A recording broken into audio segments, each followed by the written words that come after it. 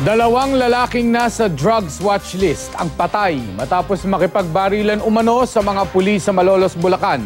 Ang dalawa pa nilang kasamahan nagtangkang tumakas pero napatay rin sa hot pursuit operation ng pulisya. Notorious din daw na mga hold-upper ang mga suspect.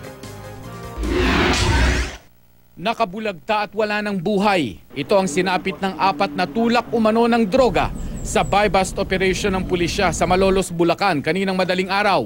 Nanlaban umano ang mga tulak na sina alias Tonton, Dolfo, Paquito at Toto. Naaresto naman sa operasyon ang barangay Tanod na si Rodolfo Leoncio. Sa ikinasang buy-bust operation, nakatunog daw ang mga suspect na pulis ang kanilang katransaksyon kaya sila nagpaputok ng baril. Gumanti ng putok ang mga pulis at napatay sina alias Toto at Paquito.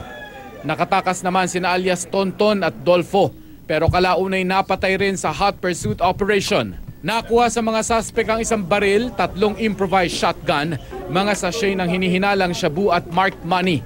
Dito naglululan yung mga notorious drug pusher dito sa barangay. It so happen na may mga record dito na robbery hold-up at sa motor napping involved dito. Kung makikita natin dito sa area ng kanilang tirahan nila o kanilang pinakakuta nila rito is nandito nila dinedisable yung mga assemble yung mga motor. At the same time, dito na rin sila nag-aano ng palitan ng droga at bentahan ng droga. Patuloy pa rin ang investigasyon ng mga pulis sa insidente. Aabot naman sa 1 milyong pisong halaga ng hinihinalang shabu ang nakuha ng mga otoridad sa isang tindahan sa Bacolod City. Inaresto sa buy-bust ang mga may-ari ng tindahan na sina Rached Tantua at Nel Rosalita, pati ang empleyado nilang si Aiza Milyon. Ayon sa mga pulis, 1 buwan nilang minamanmana ng mga suspect. Wala pang pahayag ang mga naarestong suspect.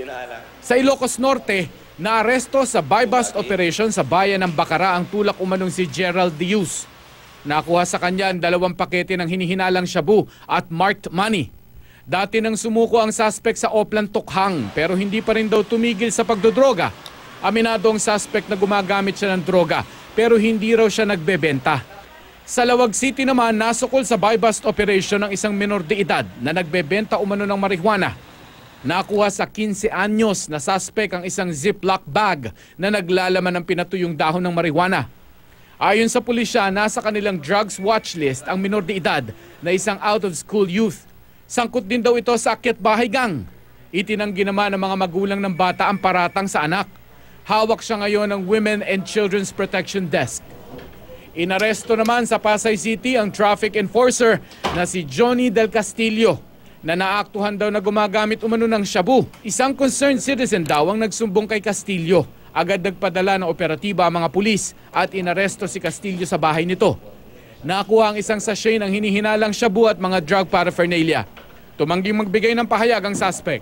Sa buy-bust operation naman sa Quezon City, naaresto ang 2 lalaking tulak din umano ng droga. 2 sachet ng hinihinalang shabu ang nakuha sa 2 na wala pang pahayag sa ngayon. Naaresto naman sina Walter Yu, June Mark Villacora at Jesse Humawag Serintas sa magkakahiwalay na buy-bust operation sa Davao City. Nakuha sa kanila ang ilang pakete ng hinihinalang shabu at marked money. Itinanggi ng mga suspect ang mga paratang. Sa buy-bust operation din naaresto ang biyudang si Janice Arellano.